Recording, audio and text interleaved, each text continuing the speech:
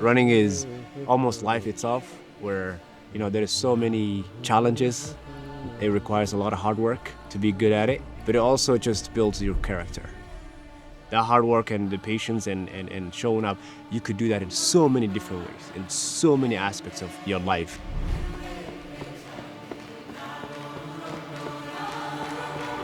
orodku waxa weeyaan jimicsiga naftaada aad ku baahan tahay oo haddii aadan ordi karin xitaa waad lugayn kartaa laakiin innagu orodku waxay badbaadan u leeyahay haddaan Soomaalin orodku waxa weeyaan bannaanka intaad u baxdid orod xor iska noqo oo cagahaaga wax ka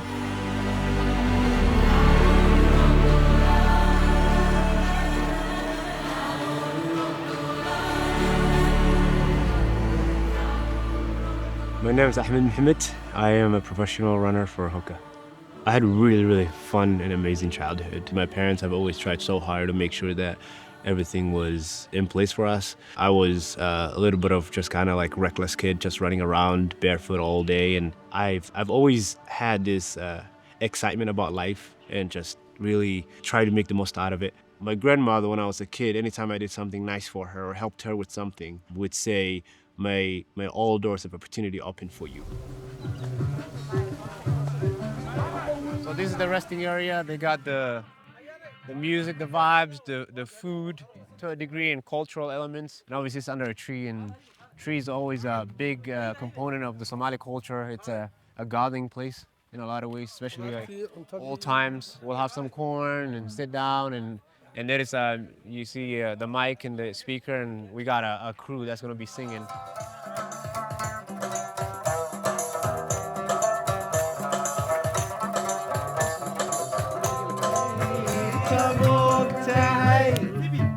The first opportunity that I got from running, in my opinion, was an assimilation to the American society. Fitting in to the American society is a challenge of its own, no matter what age you are. But once we arrived in the States, was quiet shock for us. And obviously, not being able to speak English was a challenge of its own, but also not knowing the norms and cultural values of the society you go into. What running did for me, the first opportunity it gave me was for me to kind of get out of this shell of, this new immigrant kid that's just trying to, adapt to a new environment, but more so make friends. And I created a lot of friendships, and I was able to work hard and let my hard work speak for itself. And then I started getting respect of my peers. What that gave me is this new level of confidence about myself, my abilities, as well as life itself, right? A lesson where it says, you work hard, you get what you work for.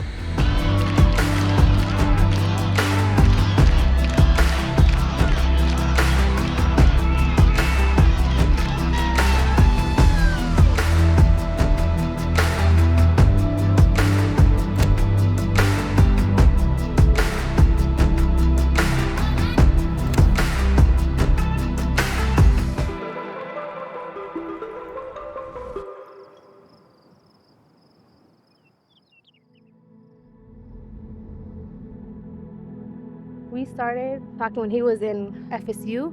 He was running for FSU and he graduated, got his master's. He wanted to continue his running career.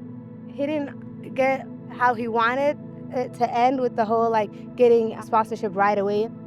But even then he had to work. He was working full-time, 9 to 5, and he made sure to wake up early in the morning, get his run in, and in the evening after work. And that just shows his dedication. And I just appreciate it and love it so much. I really do. So when I came to Ethiopia 2023, even I had an idea of the next race I was gonna do. It was just a matter of me getting there.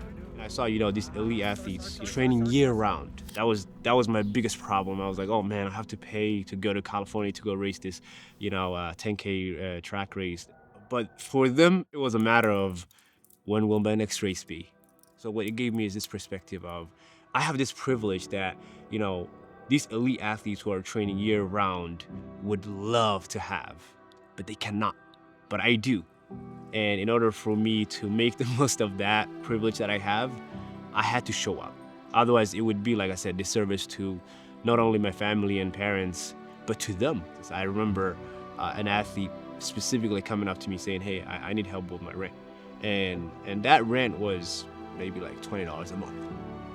Every shoulder is carrying some level of problems that internally or externally only they can understand. There are days when it's not coming from a point of imposter syndrome. It's almost, I ask my question of like, why me? Like, why am I the one that's blessed? Like, why do I get the opportunity that I got? There is value to be at the level that I'm at, to be competing at the level that I'm competing at. And it comes with so much more privilege, but as well as responsibility. And so that responsibility for me is to ensure that while I have this opportunity, while I can give back, I should give back. So in 10, 15 years time, when my running career is over, I can say I did not only make it for myself, I tried to have as much impact as I could along the way. And that was a turning point for me, where this perspective is like, man, I've got it. Like, I can do it. I have to do it for the sake of not only myself, but these guys who are leaving everything they know behind to try to pursue this running thing. And I think that's where the idea of this event itself came from too.